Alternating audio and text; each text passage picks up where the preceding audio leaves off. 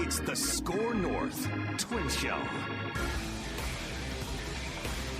Score North Extra Innings live from Target Field for Game 1 of the World Series. Just kidding. It's the Twins and White Sox here from Target Field, the two perennial powerhouses in the American League Central.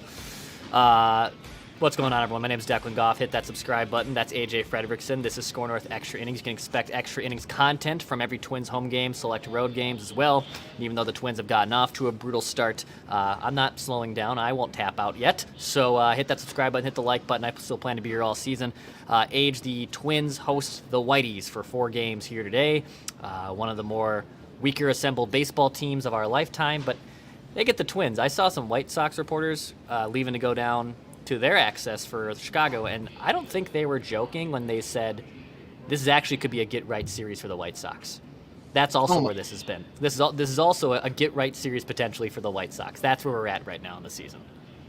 What an insult to the Twins. And that, like you said, that's where this season is at. That's the state of the season. I will say the Twins better count their stars, bless their stars that the Timberwolves won this past weekend.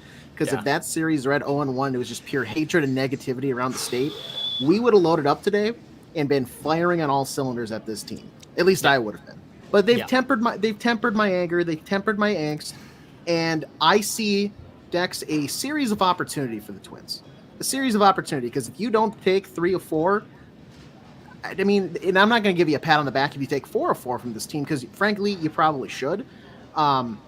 Anything less than 3, we need to have a serious conversation. We need to have a seance, get a pastor in here, do an exorcist type thing on this season, because this start so far has been horrendous. But this is a series where I know that you just said that it's a get right one for the White Sox, and maybe it sure is. They haven't tweeted a final score graphic for like a week now. Keep that in mind, okay? Their graphic designer was just like, this team is not worth it. Yeah, they're good. So the Twins themselves need to go ahead, get things set, and I mean this is the start of what should be a positive series. Get us all back in a good mind frame, even if it's just a rose-colored glasses sort of thing with it being the White Sox. But any wins at this point are still wins in the win column, and that's going to help down the road.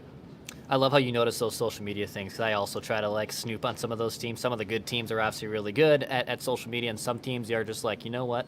We're good. We're not even gonna let everyone know that this L took place. So yeah, you mentioned it, A.J. A potential get right series 2 for the Twins after stumbling out of the gate here for the first 19-20 games. And man, if you can take 3 of 4, all right, that's chunk number 1. You can go to the Angels, maybe take 2 of 3, and things start to pick up a little bit. That's really a lot. What the Twins have to figure out here is if they continue to play this way, I mean, they're going to be out of this division by the time May 1st rolls around. So a big potential series coming up here. Let's also talk about, though, Max Kepler. He is back with the Twins, so he went on the IL. He fouled a ball off his knee on opening day, and now he is back in the lineup. I will say Max is a very interesting cat. He's a weird duck to read. He definitely beats to the own drum of Max and is cut from his own cloth.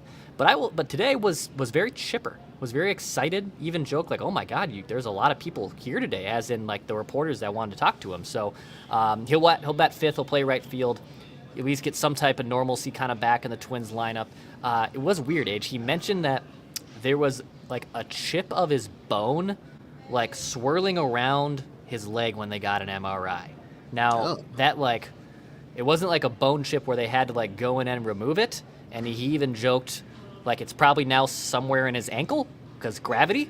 But very interesting way of looking at the leg. I will say I watched him take batting practice just right before we put the mics on here. And he's obviously a big Mac Miller fan, so there's a ton of Mac Miller being played at the ballpark. He's kind of going even to the opposite field, which is very rare for Max. He's very pull happy, so I'm not banking that Max Kepler will save the Twins lineup and get this team completely out of its funk. But I will say getting a guy back that should be in the middle of the order that you were relying upon should hopefully help the Twins get some wins and get some runs this series. Yeah, and maybe, maybe that's, just a familiar face, a guy kind of returning. Maybe he knows something that we don't, and that's why the chipperness was there. Maybe he kind of, while away from the team, had a chance to really get in the film room, work on some things, and just kind of reevaluate his game. And, maybe he knows something that they're playing their cards close to the chest of, we like our odds today, and frankly, they should.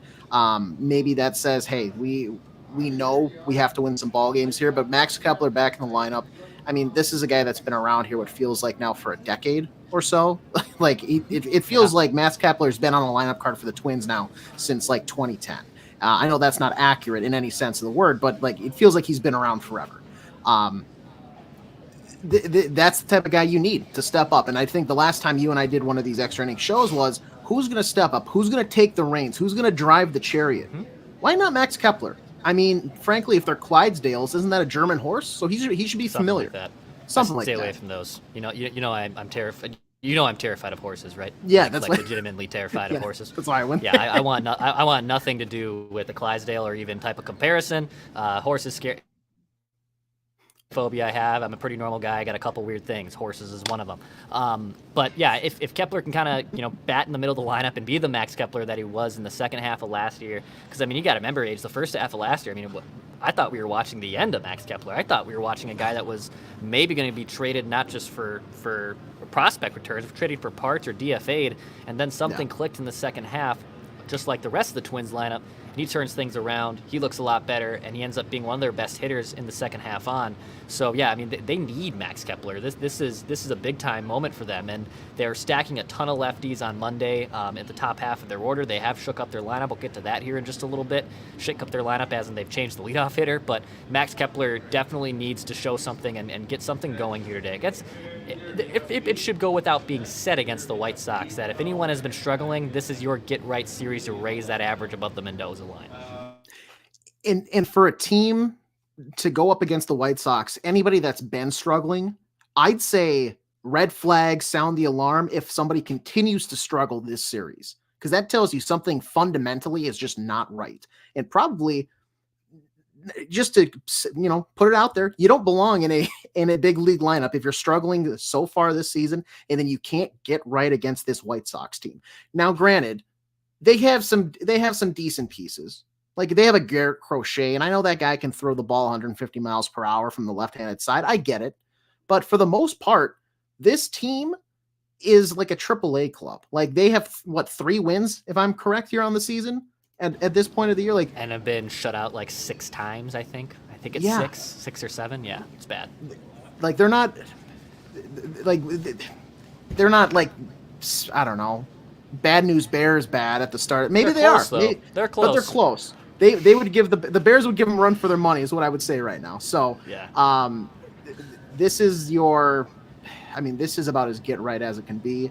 And if I am the coaching staff, if I'm anybody that doesn't thrive or show like a breath of fresh air this series, I'm pulling aside and having a serious conversation about the future that they have, at least for a while. I understand some sort of assignment, some sort of let's get you down the minors, refresh, and just kind of get that confidence back. But you need some of your bigger guys, especially at the top of that order, to step up today.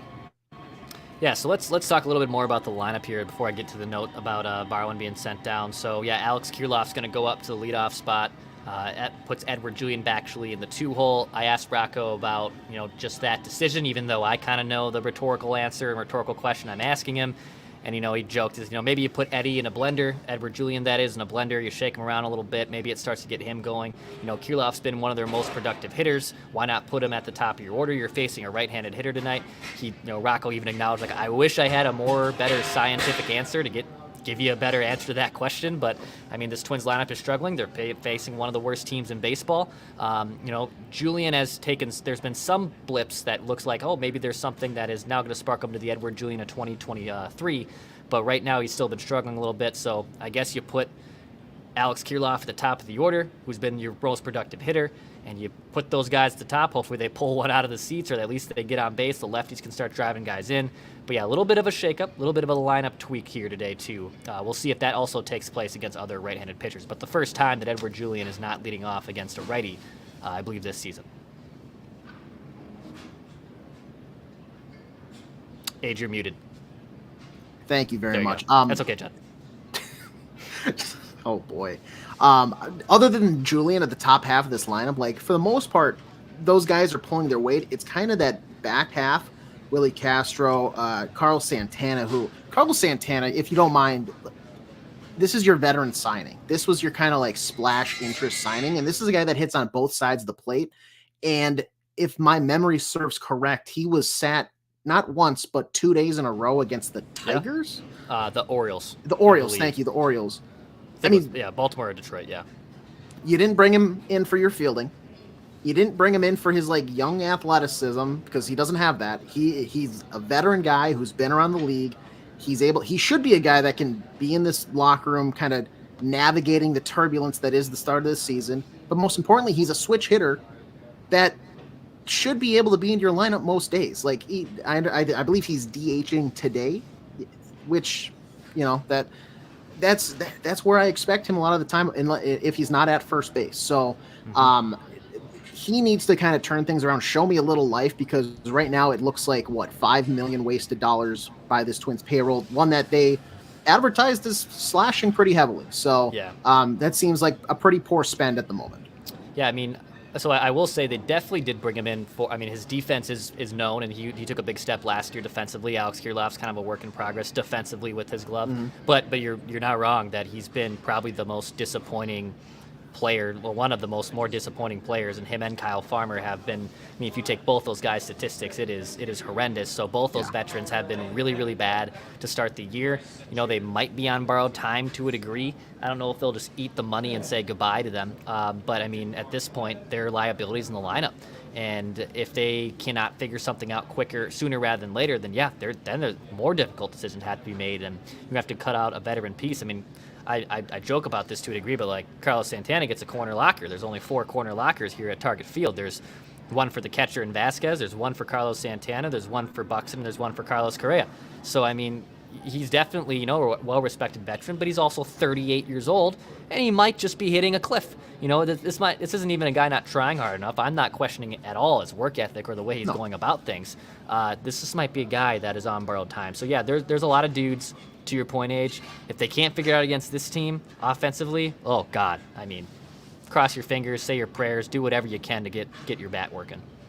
And kind of on the opposite end of that spectrum, he's batting, ninth today, Austin Martin.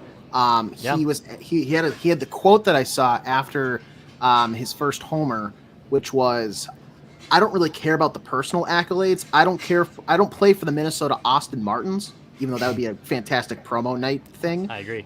He plays for the Minnesota Twins.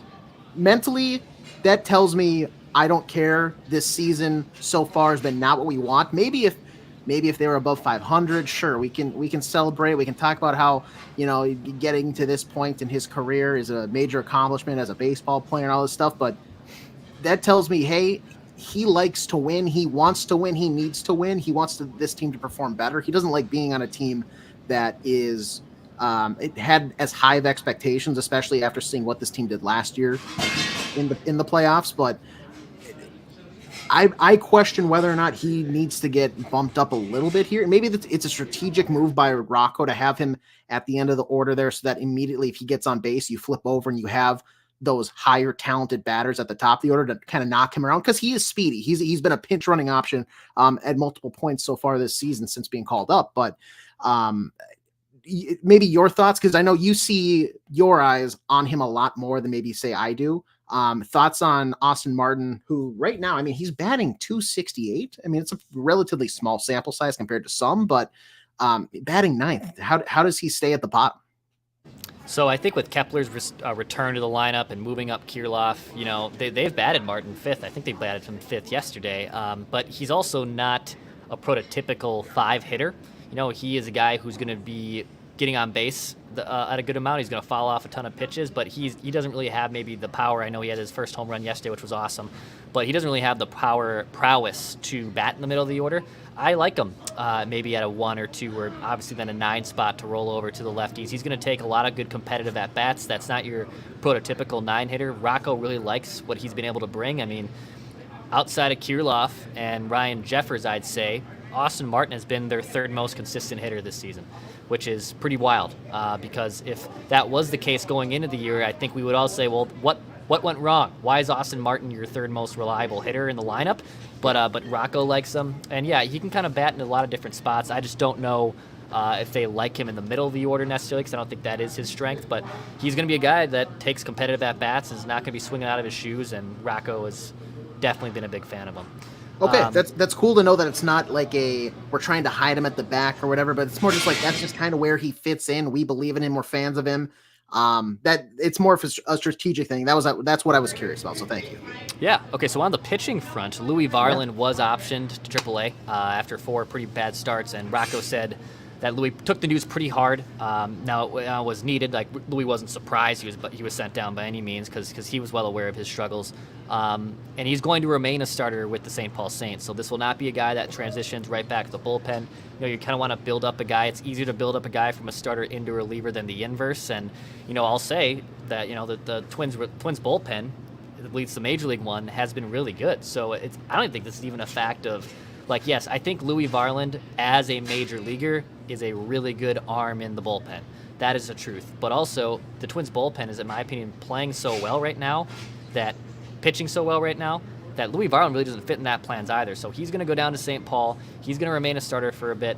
They want him to work on a bunch of things. They hope they don't have to rely upon him, sooner rather than later, because he's going to be someone that wants to tweak things and wants to get right down in AAA, and maybe eventually, they start making that transition into the bullpen, but that's not part of the plans, at least right now. So Louie Varland goes down to AAA St. Paul, and that's Ronnie Henriquez, I believe it's pronounced. He was called up. Okay. Now, he was a reliever with the Saints and was decently effective. He was a starter last season, I believe, at AA. So I don't really know, and it wasn't really official necessarily, who will take his spot, Varland's spot, in the rotation, and they won't need that 5th starter until Friday when they take Game 1 of the road trip in Los Angeles against the Angels. So TBD on who replaces him. It certainly could be Henriquez. It could be Cole Sands, who has history starting, but right now has been a really effective bullpen arm. Could be just a bullpen game as they try to figure things out. I know Royce predicted Randy Dobnak on Chain on Monday.